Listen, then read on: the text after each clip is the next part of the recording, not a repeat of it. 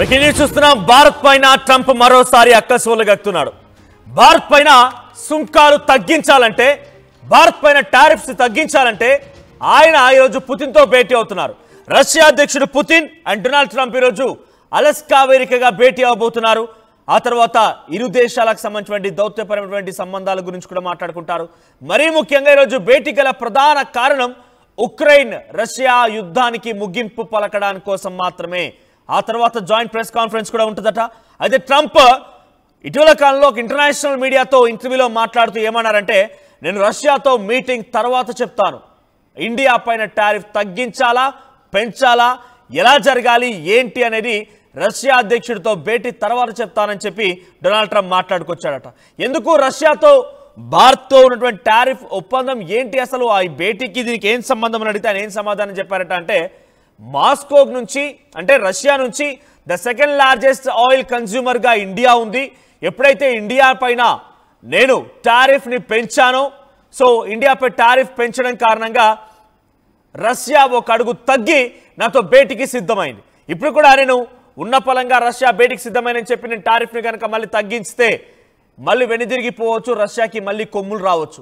కాబట్టి భారత్ని తొక్కి పెడితేనే రష్యా దారిలోకి వస్తుందనేది డొనాల్డ్ ట్రంప్ చెప్తూ ఉన్నారట. సో భారత్ పై సుంకాల విషయం పైన ఆయన ఈ రకమైనటువంటి సంచలన వ్యాఖ్యలు చేసుకొచ్చారు.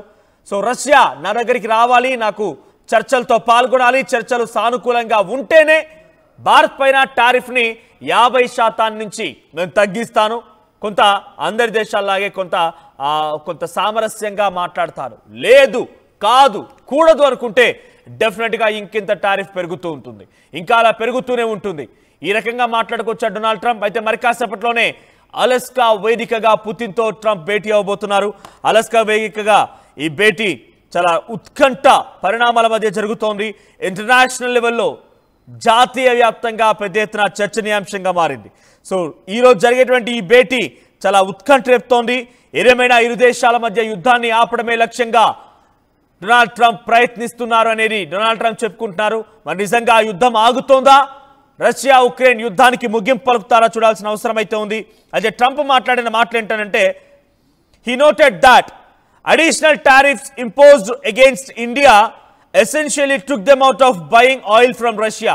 సో ఈ రకంగా అదనపు టారిఫ్ని విధించడం అనేది రష్యా నుంచి ఆయిల్ని కొనుగోలుని తగ్గించుకునే విధంగా ఇండియా ఆలోచన చేసింది. సో ఆ ఆలోచన నేపథ్యంలోనే రష్యాకి ద సెకండ్ లార్జెస్ట్ కన్స్యూమర్గా ఉంది కాబట్టి ఇండియా తమ దగ్గర నుంచి ఆయిల్ కొనుగోలు చేయడం మానేస్తే మాకు ఆర్థికంగా నష్టం చేకూరుతుందని భావించే డొనాల్డ్ ట్రంప్ అంటే నాతో భేటీకి సిద్ధమైంది రష్యా అధ్యక్షుడు పుతిన్, లేదనంటే భేటీకి జరగకపోయేది. Certainly when you lose a second largest consumer ఆయన ఏం చెప్తున్నారంటే, when you lose a second largest consumer you are probably going to lose your first largest consumer. I think that probably has a role.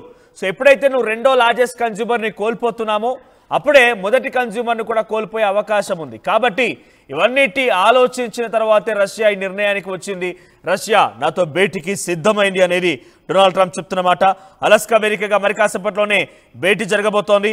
Alaska వేదికగా ఈరోజు కాసేపట్లో భేటీ ప్రారంభం కాబోతోంది.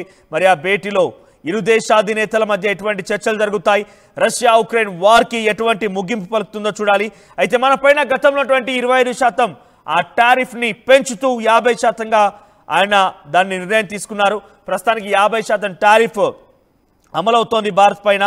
So ఈ మధ్యలోనే US treasury secretary want that Trump administration could impose additional secondary tariffs on India. ఒకవేళ కనుక ఈ చర్చలు కనుక సఫలీకృతం కాకపోతే, చర్చల్లో కనుక సానుకూలత రష్యా చూపించకపోతే ఇంకింత మరింతగా ఇండియాపై టారిఫ్ పెంచుతాం, మరింతగా ఇండియాపై టారిఫ్ పెంచుతామని చెప్పి Donald Trump secretary US treasury secretary చెప్తున్నటువంటి మాట కనబడుతున్నాయి. So Alaska talks we have put secondary tariff on India's for buying Russian oil and I could see if things don't go well, మంచి జరగకపోతే then sanctions and second tariffs could go up, ఇవి మరింతగా పెరుగుతాయి. Scott Besant ఈ విషయం పైన మాట్లాడుకొచ్చారు. ఒక international మీడియాతో మాట్లాడుతున్న సమయంలో ఈ అంశాలపైన సమాధానం చెప్పారు. ఒకవేళ కనుక ఇంకా మరింతగా ఈ చర్చలు సఫలీకృతం కాకపోతే ఇంకా పెంచుతూనే ఉంటాం, ఇంకా భారత్ పైన అధిక భారాన్ని మోపుతూనే ఉంటామని చెప్పి అమెరికా మాట్లాడుతోంది. The Trump administration, while imposing tariffs, has accused New Delhi of indirectly funding Moscow's war in Ukraine. అయితే ఎందుకు రష్యా ఆయిల్ కొనుగోలని ఆపకపోతే భారత్పై టారిఫ్ పెంచుతానని డొనాల్డ్ ట్రంప్ చెప్పుకొచ్చాడు అనేటువంటి విషయం పైన అమెరికన్ అధికారులు, American press secretary, American treasury secretary, America white house నుంచి ఎటువంటి ప్రకటన వచ్చిందంటే కనుక డైరెక్ట్గా రష్యా నుంచి భారత్ ఆయిల్ కొనుగోలు చేయడం మూలంగా రష్యా ఆ పూర్తి ఆర్థిక వనరులన్నింటినీ కూడా యుద్ధానికే ఖర్చు చేస్తోంది. ఉక్రెయిన్పై యుద్ధానికే ఖర్చు చేస్తోంది. యుక్రెయిన్పై యుద్ధం చేయడం కోసం మాత్రమే ఈ నిధులన్నింటినీ సమకూరుస్తోంది. ఇక్కడ ఒక విషయం అర్థం చేసుకోవాలి, డొనాల్డ్ ట్రంప్ ఆయన ఒక మానసిక రుగ్మతతో ఒక పిచ్చివాడిలా ప్రవర్తిస్తున్నారు కాబట్టి డెఫినెట్గా he should have to be aware of something. So భారతీయ ప్రజలు, తెలుగు రాష్ట్రాల ప్రజలు కూడా ఒకటి అర్థం చేసుకోవాలి.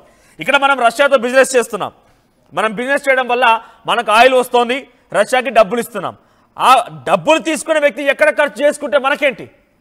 ఆ డబ్బులు తీసుకునే వ్యక్తి ఎక్కడ ఖర్చు చేసుకుంటే మనకేంటి? ఎలా తగలబెడితే మనకేంటి? సో జనరల్గా మనం ఏ అండ్ బి పర్సన్స్ ఉన్నారంటే, బి పర్సన్ ఏ పర్సన్ దగ్గర ఒక బిజినెస్ చేస్తున్నాడు, దానికి ప్రతిఫలంగా ఆయన ఒక ప్రోడక్ట్ తీసుకుంటున్నాడు, ఏకి డబ్బులు ఇస్తున్నాడు అంటే ఏ అనే పర్సన్ ఆ డబ్బులను ఉపయోగించి ఏ నానా తందన ఆడితే మనకేంటి, దానివల్ల ఏమైనా క్రైమ్ చేస్తే మనకేంటి, ఒక యుద్ధం చేస్తే మనకేంటి, ఏ రకంగా పోతే మనకేంటి?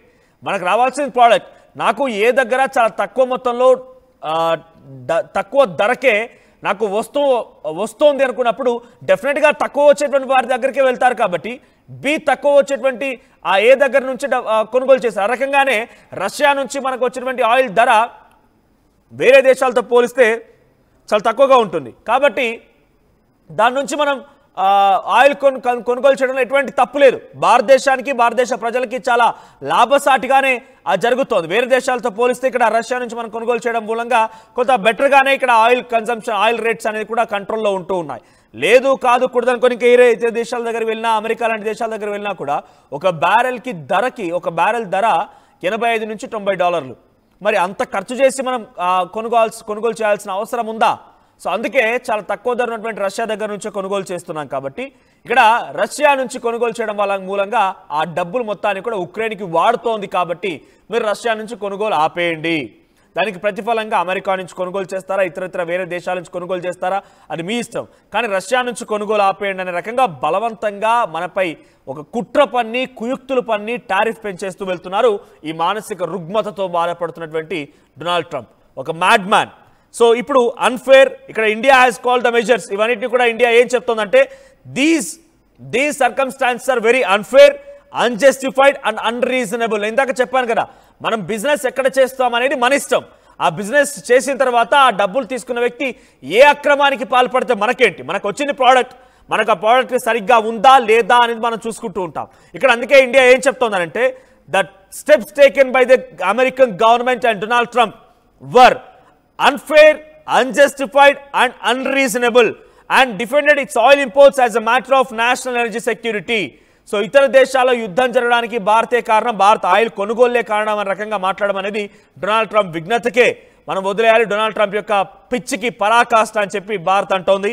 ఇప్పుడు ఇరు దేశాల మధ్య సత్సంబంధాల విషయంలో జరిగేటువంటి ఆ యుద్ధం ఆపాలన్న అంశం కానివ్వండి, America Donald Trump and Putin రష్యాకు సంబంధించినటువంటి దౌత్యపరమైన సంబంధాల విషయంలో జరిగేటువంటి చర్చలు కానివ్వండి, ఇవన్నీ కొలిక్కి వస్తే ఓకే. కానీ ఇవన్నీ కొలిక్కి రాకుండా ఇంకా యుద్ధాన్ని కొనసాగిస్తామనుకుంటే కనుక డెఫినెట్గా ఇంకా టారిఫ్ పెంచుతూనే పోతాం. ఇంకా మేము భారత్ పైన మరింతగా టారిఫ్ పెంచుతాం. సెకండరీ టారిఫ్ సిద్ధంగా ఉంది. ఇప్పటికే 25% ఆల్రెడీ అమలు అవుతుండగా మరో 25% పెంచి మొదటి టారిఫ్ అమలు చేశారు. ఇప్పుడు రెండో టారిఫ్ కూడా సిద్ధమవుతోంది అని చెప్తున్నారు ఆయన. సో ట్రంప్ హాజ్ ఎక్స్ప్రెస్డ్, ఇప్పుడు పుతిన్తో భేటీ అవుతున్న నేపథ్యంలో ఆయన చాలా బిలీఫ్గా ఉన్నాడట. ఇలాగైనా కూడా యుద్ధాన్ని ఆపే అవకాశం నాకు మాత్రమే ఉంది, యుద్ధాన్ని పూర్తిగా నేను కొలాప్స్ చేస్తాను రకంగా ఆయన మాట్లాడుతున్నారట.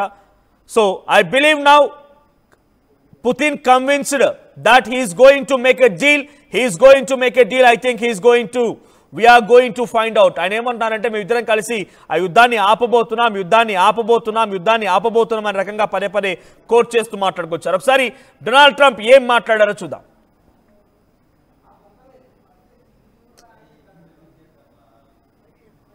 Vladimir Putin does not agree to stop the war after your meeting on Friday. Yes, they will. Yeah. What will the consequences there will be be? consequences. Sanctions, tariffs? There will be, I don't have to say, there will be very severe consequences, yes. If Vladimir Putin does not agree to stop the war after your meeting on Friday, Yes, they will. Yeah. what will the consequences There will be be? consequences. Sanctions, tariffs? There will be, I don't have to say, there will be very severe consequences, yes. If Vladimir Putin does not right, Russia ఒప్పుకుంది కాబట్టి ఇప్పటికీ మేము India పైన tariff పెంచడానికి కొంతసేపు పాటుగా relaxation ఇస్తున్నాం. లేదంటే ఈ పాటికే ఇండియా పైన మరింతగా టారిఫ్ పెరిగేది, మరో 25% అంటే 75%గా టారిఫ్ అమలయ్యేది. ఇది డెఫినెట్గా మనకేం నష్టం అని అంటే, కొంత అమెరికాలో మన బిజినెస్ ఏమైనా కనుక ఉంటే, ఎక్స్పోర్ట్స్ ఏమైనా కనుక ఉంటే వాటిలో అత్యధిక ధరల కారణంగా అక్కడ ప్రజలు కొనడం మానేస్తారు.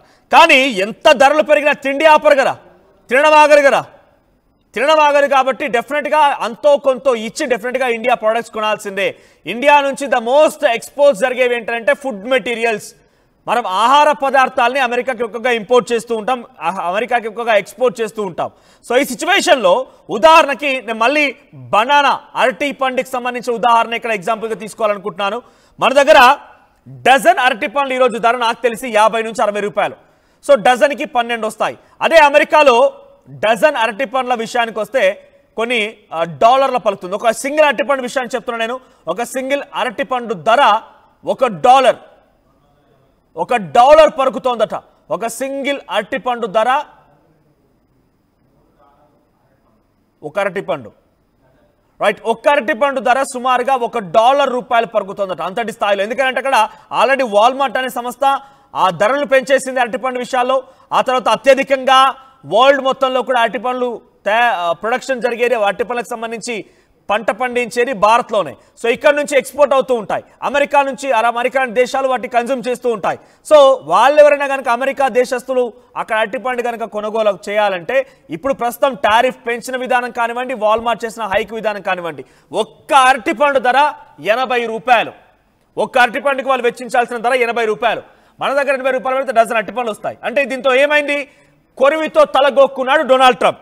కొరివితో తలగొక్కొని అనవసరంగా రాద్ధాంతం తీసుకొచ్చుకొని అక్కడి ప్రజల యొక్క పొట్టగొట్టాడని చెప్పొచ్చు. సో ఇంకా ధరలు పెరుగుతాయట, ఇంకా పెంచుతానని చెప్తున్నాడు. ఈరోజు పుతిన్ అండ్ అమెరికా అధ్యక్షుడు డొనాల్డ్ ట్రంప్ మధ్య భేటీలో ఉక్రెయిన్ యుద్ధాన్ని కనుక ఆపితే సరే, లేదు కాదు కూడదనుకొని ఇద్దరి మధ్య చర్చలు కనుక ఆ మంచి రిజల్ట్ కనుక రాకపోతే, మంచిగా కనుక జరగకపోతే ఇంకా భారత్ పైన టారిఫ్ పెంచుతారట. దమ్ముంటే ఈ పిచ్చి డొనాల్డ్ ట్రంప్ ఏం చేయాల్సిందనంటే, రష్యాతో యుద్ధం పెట్టుకో. నీకు దమ్ముంటే, నీకు గట్స్ ఉంటే రష్యాతో యుద్ధానికి దిగు. డైరెక్ట్గా ఇరాన్ ఇజ్రాయెల్ యుద్ధంలో ఇజ్రాయెల్కి సపోర్ట్ చేసి ఇరాన్పై బాంబులు వేసావు కదా, అలా రష్యాపై వేసుకో. కానీ రష్యాతో బిజినెస్ చేస్తున్నందుకు భారత్పై ఈ పిచ్చితనం, ఈ వెర్రితనం, ఈ పనికిమాలతనం, ఈ రకంగా ప్రవర్తిస్తున్నామంటే నీ అంత దుర్మార్గుడు దుష్టుడు ఎవరు లేడని మాత్రం ప్రపంచ దేశాలన్నీ కూడా ఇప్పటికే మాట్లాడుకుంటూ ఉన్నాయి. సో డెఫినెట్గా దానికి తగ్గట్టుగా సమాధానం దొరకబోతోంది. ఇక్కడ WTVMD ఒక కామెంట్ వచ్చింది. ఆయన ఏం చేశారంటే, డోంట్ వరీ మోదీ ఉన్నాడు చూసుకుంటాడు, జై భారత్ జై మోదీ, హ్యాపీ ఇండిపెండెన్స్ డే అని కామెంట్ చేశారు ఆయన. సో మోదీ ఉన్నాడు, గతంలో మోదీ ఉన్నారు, ఇప్పుడు మోదీ ఉన్నారు. గతంలో ఇదే మోడీ గారు డైరెక్ట్గా ప్రధాని హోదాలో అమెరికా అధ్యక్షుడిగా డొనాల్డ్ ట్రంప్ ఎన్నికల బరిలో ఉంటే ఆయనకి సపోర్ట్ కూడా చేశారు, ఆయనకు ఓటేయమని కూడా చెప్పుకొచ్చారు. కానీ ఆయన ఏం చేస్తారంటే, ఆయనకి మంది లేకపోతే మన వాళ్ళు తన వాళ్ళు అనేది భేదాలు ఉండవు.